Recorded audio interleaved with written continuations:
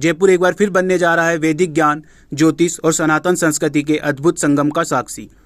26 और 27 जुलाई 2025 को खंडेलवाल वैश्य महासभा भवन आरपीए जयपुर में आयोजित होने जा रहा है एस्ट्रो वास्तु एवं तंत्र महासम्मेलन, जिसमें भारत के कोने कोने से वेद, ज्योतिष, टेरो, फेंगुसई, हस्तरेखा और वास्तु के विशेषज्ञ शिरकत करेंगे। इस भव्य आयोजन का नेतृत्व कर रहे ज्योतिषाचार्य पवन शर्मा, अध्यक्ष इंटरनेशनल एस्ट्रोलॉजी रिसर्च सेंटर।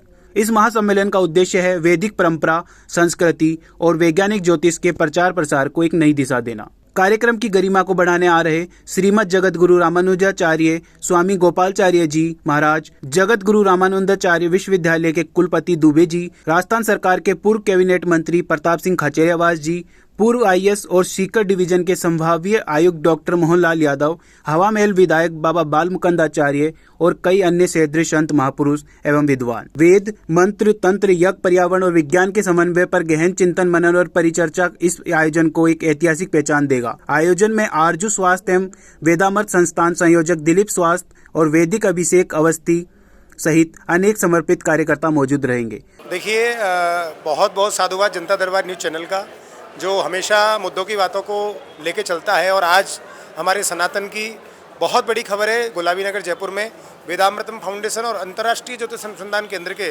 संयुक्त तत्वाधान में एक वैदिक सम्मेलन, ज्योतिषीय सम्मेलन, तंत्र, मंत्र, यंत्र, साधन, विधि, मंत्र साधना आदि का कार्यक्रम किया जा रहा है।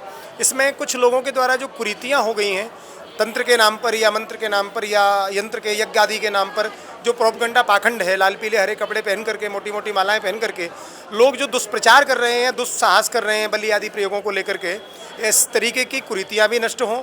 और हमारा वैदिक सनातन आदि अनादि से है। चतुर्युगी में हमारा वेद अनवरत है, ना इसका कोई आदि है, ना इसका कोई मध्य है और ना ही इसका कोई अंत है।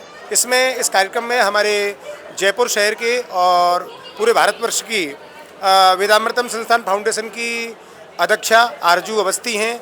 आप भी गुरुकुल में और बहुत अच्छे तरीके से इन्होंने अध्ययन किया है, बहुत अच्छा इनका ज्ञान है। इनका भी यही मोटिव है कि कैसे हमारे जो भारत की माताएं हैं वो आगे आएँ, स्त्रियां आगे आएँ, ज्योतिष को समझें, वेद को समझें और वेद में किस तरह से चिकित्सा संभव है, वेद के द्वारा चिकित्सा कैसे हो। क्योंकि साइंस को लोग बहुत बढ़ावा दे रहे हैं, नो डाउट, लेकिन साइंस अभी एक प्राइमरी क्लास है, कीजिए, क्योंकि जो वेद है वो आदि अनादि से है, साइंस आदि अनादि से नहीं है। तो सारी चीज़ों पर फोकस करेंगी हमारी आरजू अवस्थी। देखिए, तंत्र है जो तनु विस्तार धातु से बना है। तंत्र का अभिप्राय ये नहीं है कि हम किसी को बलि दें, किसी को मारें। तंत्र भी दो प्रकार से है, सात्विक तंत्र है, तामसिक तंत्र है। तो ये ज़रूरी नहीं है कि हम बलि दें या फिर हम मारण प्रयोग करें। मारण प्रयोग तो एक तंत्र का बहुत ही छोटा सा उपाय है। षडांग जो होते हैं तंत्र के, उसमें मारण एक विद्या है, लेकिन तंत्र जो है वो सात्विक रूप है। तो जनता को यही समझाना चाहते हैं कि जो समाज में भ्रांति फैली है कि जो तंत्राचार्य है, तांत्रिक है, उनसे समाज डरता है, जनता उनके पास जाने से डरती है, क्योंकि उन्हें ये लगता है कि वे आएंगे और हमें तंत्र से हमें बलि देनी पड़ेगी, हमें ऐसा कोई उपाय बता देंगे जिससे रिश्तेदार सभी हमसे दूर हो जाएंगे। लेकिन नहीं, जो असली तांत्रिक है वो आम जन का उपाय, उपचार बिना बलि के, बिना तामसिक प्रयोगों के भी करते हैं। तो हमारे संस्थान का उद्देश्य यही है कि समाज में तंत्र, मंत्र, ज्योतिष को लेके जो भी भ्रांतियां फैल रही हैं, जो भी डर का व्यापार लोगों ने इसे बना रखा है, उस डर का व्यापार दूर हो और जो सात्विक रूप से तंत्र है, तंत्र का सात्विक भाग है, वो सामने आ सके। तंत्र को लेकर जो आजकल बातें चल रही हैं कि जैसे कोई गर्लफ्रेंड बॉयफ्रेंड की बात होती है कि ये गर्लफ्रेंड मेरे को पटवा दो, इस हिसाब से लेकर आजकल कई कोडिंग्स भी लगे हुए हैं। देखा जाए दीवारों पे इतने पोस्टर्स लगे रहते हैं, प्रेम, विवाह, ये सब को लेकर जो भी चीज़ें हैं, उन पे क्या आप बताना चाहते हैं, लोगों को क्या सजेशन देना चाहते हैं? कि जो देखिए, ये तंत्र का एक बहुत ही छोटा सा भाग है, वशीकरण जिसे हम कहते हैं। तंत्र में वशीकरण एक प्रयोग होता है। तो जो छोटे छोटे बाबा लोग हैं जिन्होंने पढ़ाई तो की है लेकिन थोड़ी कम पढ़ाई की है, कि एक व्यक्ति है जिसने सिर्फ 8th पास किया है, जिसने सिर्फ 10th पास किया है, कोई व्यक्ति है जिसने नेट PhD किया है, तो अल्प ज्ञान सदैव हानि का कारण होता है। यदि कोई व्यक्ति है जिसने PhD किया हुआ है, उसका ज्ञान जो दूसरी क्लास में व्यक्ति पढ़ रहा है, 5वीं क्लास में व्यक्ति पढ़ रहा है, उससे ज़्यादा ही होगा। तो जो असली तंत्राचार्य है या जो सचमुच में विद्वान व्यक्ति है, उसको अपने होर्डिंग्स और बैनर ट्रेन में, शौचालयों के बाहर, बसों में, सार्वजनिक स्थानों पे लगाने की आवश्यकता ही नहीं है, क्योंकि यदि उसने तंत्र को साधा है तो स्वयं ही उसके पास में सारे साधन उपलब्ध हैं। उसे जगह जगह पे ऐसा अपना एडवर्टाइज करने की ज़रूरत ही नहीं है कि हम ऐसा कराया टोना टोटका मिटा देंगे, वशीकरण मिटा देंगे, इसको बस में कर देंगे, उस पर मारण कर देंगे। ये सब क्या है? क्योंकि यदि व्यक्ति ने पढ़ाई की है, यदि व्यक्ति के पास ज्ञान है, तो वो सदैव ही लोगों के हित की बात सोचेगा। वो कभी ये सोचेगा ही नहीं कि सामने वाला मेरे पास आ रहा है तो मैं उसके थ्रू किसी का अहित कर दूं, किसी का नाश कर दूं। तो तंत्र में ऐसी बातें कहीं नहीं गई। ये तो एक बहुत छोटा सा पार्ट है। लोगों ने इसको अपने रोजगार का जरिया बना लिया।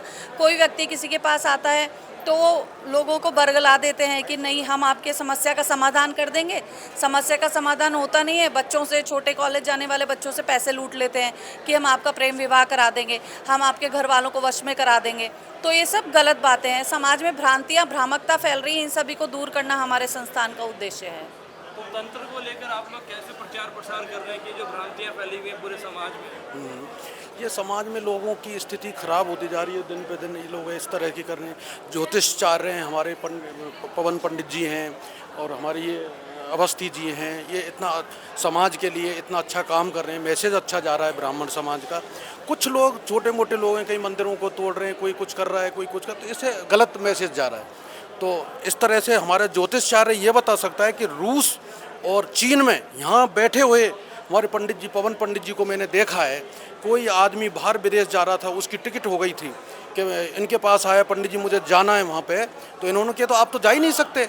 इन्होंने उनकी कुंडली और पत्र का वो देख करके बताया कि आप तो जा ही नहीं सकते। कि नहीं, मेरी तो टिकट फाइनल हो गई, मेरी अटैची लग गई, मेरे बैग लग गए। 4 दिन बाद पता लगा कि उनकी जो वाइफ थी वो बीमार, तो उनको अर्जेंट रुकना पड़ा। और रुक करके फिर वो दोबारा हमारे पवन पंडित जी के पास आए कि ऐसे ज्योतिषाचार्य हमारे यहाँ के बैठे बैठे ये बता सकते हैं कि आप वहाँ विदेश नहीं जा सकते। तो मैं मानता हूँ कि ज्योतिष हमारा बहुत आगे जा रहा है। हम यहाँ बैठे बैठे हस्तरेखा देख करके, तकदीर देख करके, कुंडली देख करके ये बता सकते हैं कि ये आदमी कब इसको समाज में मान सम्मान मिलेगा, कब ये यहाँ से उठेगा, कब यहाँ जाएगा।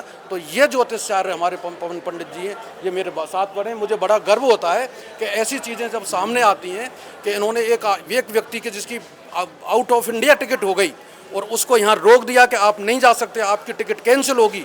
और उसकी तीसरे दिन ही उसकी वाइफ बीमार पड़ी और उनको टिकट कैंसिल कराना पड़ा और वो रुके। तो ज्योतिष हमारा बहुत, भारत के अंदर ज्योतिष बहुत अच्छा चल रहा है। हमारी जो हैं वर्षा हैं, हमारी ये नई अभी जो इधर आई है वर्षा जी हैं, ये भी, इनका भी बहुत अच्छा ज्योतिष का काम है और ये बहुत राजस्थान के अंदर आगे बढ़ रही हैं हमारे पवन पंडित जी के शरण में। और हम चाहते हैं ऐसी हमारी बहन, हमारी बेटियां आगे बढ़ेंगी तो हमको गर्व होगा, हमारे समाज को गर्व होगा, हमारे राजस्थान को गर्व होगा, हमारे भारत को गर्व होगा। धन्यवाद।